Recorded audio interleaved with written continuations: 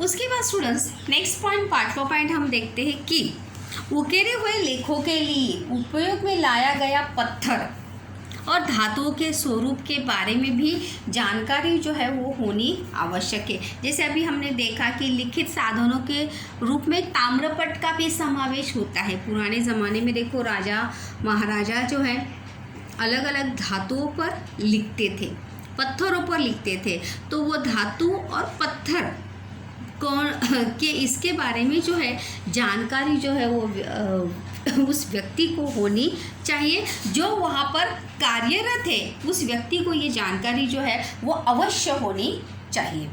उसके बाद दस्तावेज़ों अभिलेखों की स्वच्छता और संवर्धन के लिए आवश्यक रासायनिक यहाँ पर रासायनिक प्रक्रिया जो है स्प्रे की अवश्य हमें करना चाहिए, और उपकरण और रसायनों की जानकारी जो है होनी चाहिए। जैसे मैंने अभी इसके पहले भी बताया लिखित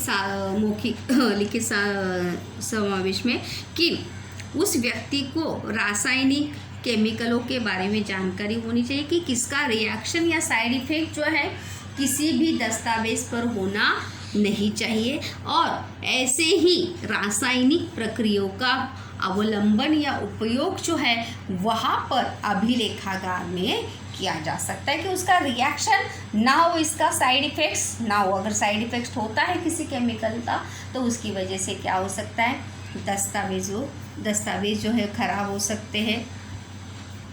संग्रहालय की दीर्घाओं में प्रदर्शनी का प्रबंधन और सूचना एवं प्रौद्योगिकी, यहाँ पर जो है संग्रहालय की दीर्घाओं में मतलब जहाँ पर वो संग्रहालय है वहीं पर जो है हम प्रदर्शन का प्रबंधन या आयोजन नियोजन कर सकते हैं और उसकी जानकारी जो है दे सकते हैं विज्ञापन के माध्यम से। और अनुसंधान पर लेख जो है ये हमेशा आवश्यक प्रशिक्षण में, देखो ये आवश्यक हमेशा आया है, क्योंकि अगर उस व्यक्ति को ऐतिहासिक साधनों के रूप में कोई भी जानकारी नहीं है तो वो लेखन जो है वो कर सकता नहीं। तो इसीलिए अनुसंधान पर लेखन की आवश्यकता, प्रशिक्षण आवश्यक में जो है इसका समावेश ज़रूर हुआ है। तीसरा प्रकार जो है हम ऐतिहासिक साधनों का देखने वाले हैं बच्चों, वो है भौतिक साधन। भौतिक यानी जो इमारत वगैरह है, वस्तुएं वगैरह है, देखिए उसमें किन किन का समावेश जो है वो होता है। प्रश्न भी है कि भौतिक साधनों का अध्ययन करने वालों को कौन कौन सी कृतियाँ करनी पड़ती है, कौन कौन से कार्य जो है वो करने पड़ते हैं जो भौतिक साधनों का अध्ययन करते हैं।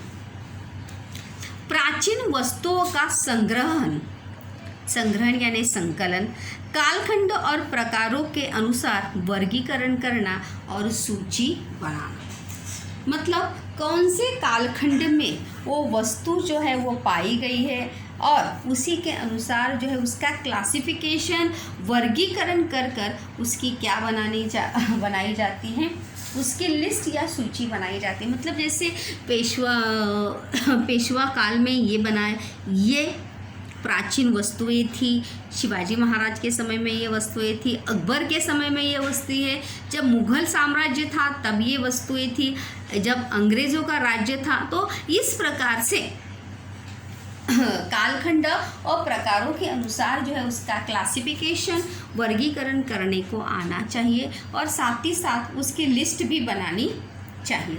दूसरा अगर हम देखेंगे तो पुरातन वस्तुओं का संवर्धन करने के लिए आवश्यक साफ सफाई और अन्य रासायनिक प्रक्रियाएं करना। संवर्धन करने के लिए साफ सफाई की आवश्यकता है, रोज़ उसे जैसे झाड़ू पोछा ये सब, पानी की व्यवस्था वहाँ पर होनी चाहिए और साथ ही साथ रासायनिक प्रक्रिया भी करनी पड़ती है, क्योंकि सिर्फ साफ सफाई से या झाड़ू पोछे से जो है इतने बड़े बड़े अभिलेखागार या जहाँ पर ऐसे भौतिक साधन जहाँ पर रखे गए हैं उनका उसके लिए रासायनिक प्रक्रिया की जो है आवश्यकता ज़रूर होती है। अगर आपने देखा होगा कि तांबे पीतल के बर्तन देखो, एक बार साफ़ करने के बाद उसी दिन साफ़ हमें दिखाई देते हैं, दूसरे दिन देखेंगे तो फिर से वो क्या होते हैं, ख़राब हो जाते हैं। तो वहाँ पर उसके ऊपर जो है हवा का या वातावरण का क्या होता है, इफ़ेक्ट्स होता है। तो उस इफ़ेक्ट्स को बचाने के लिए जो है रासायनिक प्रक्रियाओं का अवलंबन जो है करना पड़ता है।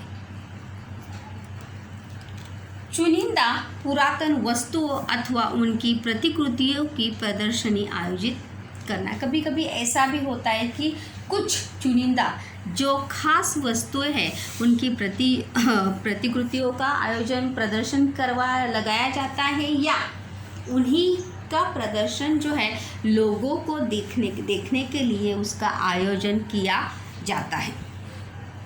इन सभी के ऊपर आधारित जो है वो बच्चों प्रश्न है, मौखिक साधन, लिखित साधन और भौतिक साधन, तीनों के ऊपर जो है वो प्रश्न है। तीसरा नेक्स्ट है फोर्थ, पुरातन वस्तुओं से संबंधित अनुसंधान लेखों को प्रकाशित करना। पुरातन वस्तु भौतिक साधनों में क्या कार्य होता है कि पुरातन वस्तुओं से संबंधित अनुसंधान लेखों पर, मतलब अगर किसी ने खोज कर उसके बारे में जो जानकारी प्राप्त की है और जानकारी जो प्राप्त की है उस एक्स्ट्रा जानकारी का जो है क्या किया जाता है, डिस्प्ले या पब्लिश किया जाता है, डिस्प्ले किया जाता है। वनस्पतियों और प्राणियों के जीवाश्मों का वर्गीकरण करना, सूची बनाना। वनस्पति और प्राणियों के जीवाश्मों का वर्गीकरण मतलब जहाँ पर पुरानी जो वनस्पतियाँ और प्राणियों के जो नाम वगैरह है, जीवाश्म वगैरह है, तो वहाँ पर उनका वर्गीकरण करके कौन सी वनस्पतियाँ कहाँ पाई जाती है, कौन से प्राणी जो है कहाँ पाए जाते हैं, इन सभी का वर्गीकरण करके उनकी क्या बनानी पड़ती है, लिस्ट बनानी पड़ती है, सूची बनानी पड़ती है। क्योंकि हर वनस्पति जो है हर क्षेत्र में पाई जाती नहीं, या हर क्षेत्र में जो है वो हमें देखने को मिलती या उपलब्ध होती नहीं, चाहे वो प्राणी हो चाहे वो वनस्पति क्यों ना हो।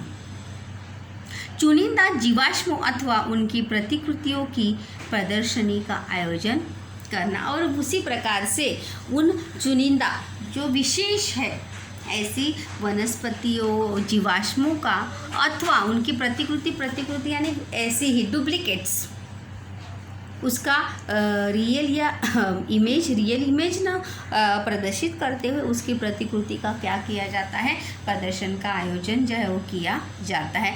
अभी वहाँ पर भौतिक साधनों का संवर्धन करने हेतु कौन सा आवश्यक प्रशिक्षण जो है उस व्यक्ति को होना चाहिए या उसे आना चाहिए, कौन सी बातें, लेट बी सी।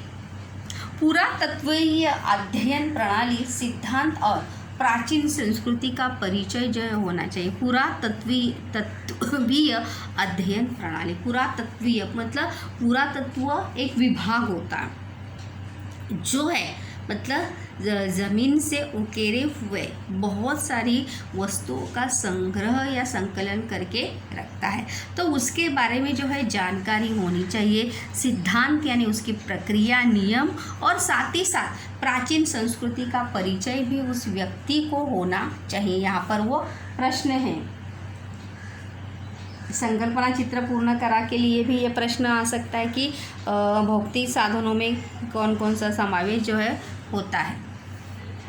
पुरातन वस्तुएं बनाने के लिए उपयोग में लाए गए पत्थरों, खनिजों, धातुओं, चिकनी मिट्टी जैसे साधनों के प्रादेशिक स्रोत और उनकी रासायनिक विज्ञान से संबंधित विशेषताओं का ज्ञान जो है होना चाहिए। मतलब पुरातन वस्तुएं बनाने के में जिन पत्थरों का, खनिजों का, धातुओं का, मिट्टी का उपयोग किया गया है, वो मिट्टी, वो धातु कहाँ से उपलब्ध मतलब कहाँ उपलब्ध होता है, कहाँ वो मिलता है या वो पाया जाता है, प्रादेशिक स्रोत यानी माध्यम, उसकी उपज कहाँ पर होती है, उनके ऊपर कौन से रासायनिक प्रक्रियाओं का परिणाम होता है। जैसे मैंने कहा कि हर पत्थर, हर धातु पर जो है रासायनिक या केमिकल रिएक्शंस होता है, तो किस पर क्या रिएक्शन होता है, इन सभी का विषय इससे संबंधित विशेषताओं का ज्ञान जो है उस व्यक्ति को अवश्य होना चाहिए। अगर वो ज्ञान उसको नहीं है तो वो अपना कार्य जो है वो सही से कर सकता नहीं, क्योंकि आधा ज्ञान जो है हमें कभी पूरी जानकारी दे सकता नहीं। पुरातन वस्तुओं की साफ सफाई और अन्य रासायनिक प्रक्रियाओं के करने वाले उपकरण और रसायनों की जानकारी ये यहाँ पर भी जारी है कि हर रासायनिक प्रक्रिया के बारे में जो है उस व्यक्ति को बारे में जानकारी होनी चाहिए कि कौन से केमिकल का किसके ऊपर क्या रिएक्शन या एक्शंस होता है। एक्शन के साथ साथ रिएक्शन भी होता है, याद रखिए। विभिन्न कला शैली और उनके विकास क्रम का ज्ञान जो है वो होना चाहिए। मतलब कुल मिलाकर अगर हम देखेंगे तो मौखिक साधन, लिखित साधन और भौतिक साधन, इन तीनों जगह पर कार्य करने वाले व्यक्ति को हर एक स्तर के बारे में जो है जानकारी होनी चाहिए। उसकी क्रमिक घटनाओं के बारे में जानकारी जो है वो अवश्य उस व्यक्ति को होनी चाहिए। इसके बाद है पुरातन वस्तुएं और जीवाश्मों की प्रतिकृतियां बनाने का कौशल जो है उस व्यक्ति के अंदर होना चाहिए। मतलब उसे भी वस्तुएं जो है वो बनानी चाहिए। जैसे अगर अश्मयुग में देखेंगे तो अश्मयुग में इंसान जो है पत्थर के माध्यम से जो है हथियार वगैरह बनाते थे। तो ये सभी चीज़ें जो है उस व्यक्ति को अवगत होनी, ये कला जो है उस व्यक्ति को भी अवगत होनी चाहिए, या ऐसा कौशल या ऐसी कुशलता उस व्यक्ति के अंदर अवश्य होनी चाहिए। 6 पॉइंट है कि संग्रहालय के दीर्घाओं में प्रदर्शनी का प्रबंधन करना और सूचना एवं प्रतीक, मतलब वहीं पर उस संग्रहालय के यहीं पर जो है हम दीर्घाओं मतलब उसी के बाहर जो है कहीं और नहीं, वहाँ पर प्रदर्शन का प्रबंधन या आयोजन करके उसकी सूचना या जानकारी जो है हम दे सकते हैं। और अंतिम में सब में रहता है अनुसंधान पर लेखन जो है उस व्यक्ति को आना चाहिए। मतलब वहाँ से जुड़े हर इतिहास की प्रतिकृति या घटना के बारे में लेखन करने की क्षमता जो है उस व्यक्ति के अंदर जो है वो अवश्य होनी चाहिए। अगर उस व्यक्ति के अंदर ये सभी मौखिक साधन, देखो मौखिक साधनों में किसका किसका समावेश होता है, या मौखिक साधनों की प्रक्रिया जो है किस प्रकार से होती है, भौतिक साधनों की प्रक्रिया किस प्रकार से होती है, यह तीनों ऐतिहासिक साधन के प्रकार जो है हमने यहाँ पर देखे। मौखिक साधन, लिखित साधन और भौतिक साधन। और इन तीनों साधनों के लिए कौन सा आवश्यक प्रशिक्षण उस व्यक्ति को आना चाहिए, इसके बारे में भी हम जानकारी जो है यहाँ पर देखें। इस प्रकार से स्टूडेंट्स यहाँ पर हमने एक पॉइंट जो है आज यहाँ पर कंप्लीट किया है। उस टॉपिक का नाम था इतिहास के साधन। इतिहास के साधन, और इतिहास के साधन में हमने तीनों प्रकार और उसके लिए आवश्यक प्रशिक्षण जो है हमने देखे। इतिहास साधनों के लिए किए जाने वाले कार्य में हमने मौखिक साधन, लिखित साधन और भौतिक साधन जो है हमने आज यहाँ पर देखे हैं।